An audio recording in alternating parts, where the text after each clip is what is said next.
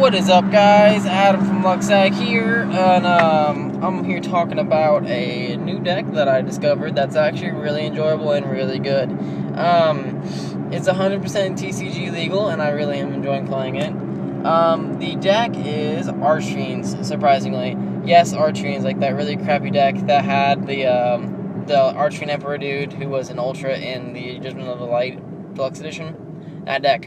Now, you may not think it's any good, because, like, oh, it's Archfiends, no one plays with that deck, no one can do anything with it. But I've been testing on DN, and I'm loving it.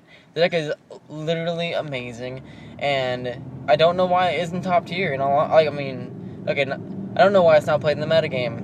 It really actually is really fun. There are a few combos in the deck that make you go wombo, hence what they're called wombo combos. It has, like, such a large XYZ pool that they can access. Ranks 3s, 4s, 6s, and 8s, which is really sweet. And they're consistent, too. So, like, having a Bouncer with a Felgrand and a Equipped Engineer on board, so good. Yeah, because it's, like, so good.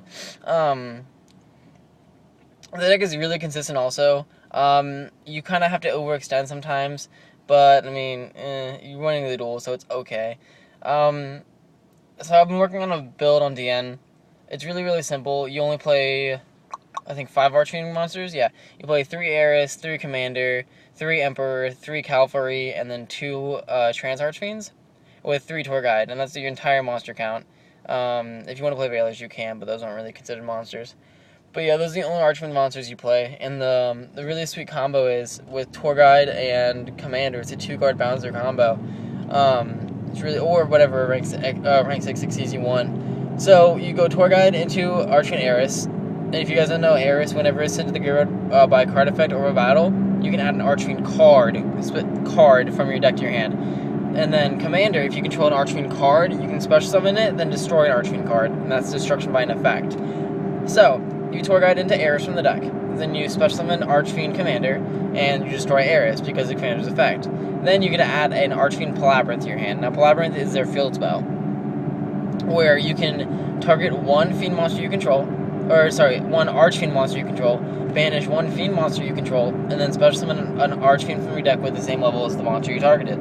So, you activate Palabyrinth, you banish Tour Guide targeting Commander, and then you special summon a second Commander to the deck. Now, they're both level 6, so then you can go into an instant rank 6 succeeds. And they're also 3,000 under Palabyrinth, and they don't die, so you can just leave 2 3,000 beaters on board. And that's only a 2-card combo that you can back up with back row and stuff. Now, this is one of the combos in the deck, and, like, it goes on further, and Emperor is even amazing by himself, because he's a level 8, 3,000 attack, 3,000 defense, and you can banish an Archfiend from your hand or graveyard. Hand is really, really key here. And destroy a card in the field. And that's why you play Trance, so you can get back whatever you banish. But you can normal summon him without tributing. But his attack and defense are reduced by half and is destroyed at end phase.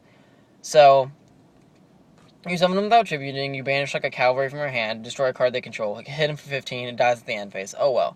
And then you play Archfiend's, I think it's Archfiend's Roar or something like that. I can't remember what the card is. But you pay 500, special summon an Archfiend from your graveyard, and it's destroyed at end phase.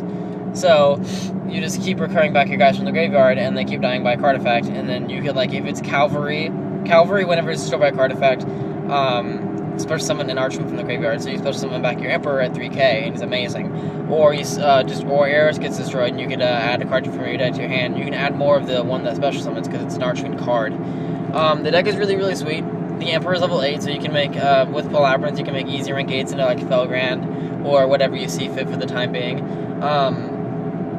And then Cavalry and Trance are both level 4s, so you have your rank 4 pool there, and then Tour Guide goes instantly rank 3, so it's really, really sweet deck.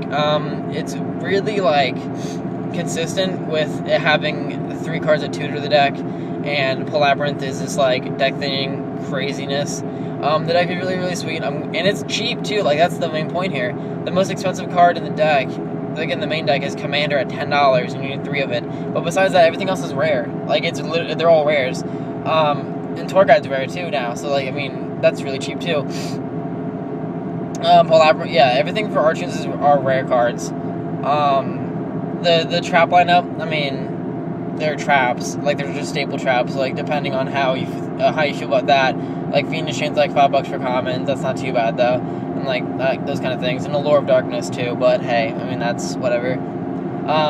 And where most of the money for the extra for the deck is going to be coming from is the extra deck with like actually no, not even that, because like Bouncer got reprinted as common and Star Pack, so the most expensive card is probably going to be like a Felgrand at $15 for you. So like you're going to put in a total investment of like $60-$70 and you got a really sweet deck. Like I was at Logan when I played against it on our Winter Box tourney, and I almost lost to it because like the deck is just so consistent. Every turn or every game he opened up Tour Guide Commander into a Bouncer against Bushin. I'm just like, oh no, I don't want this in my life. It's awful.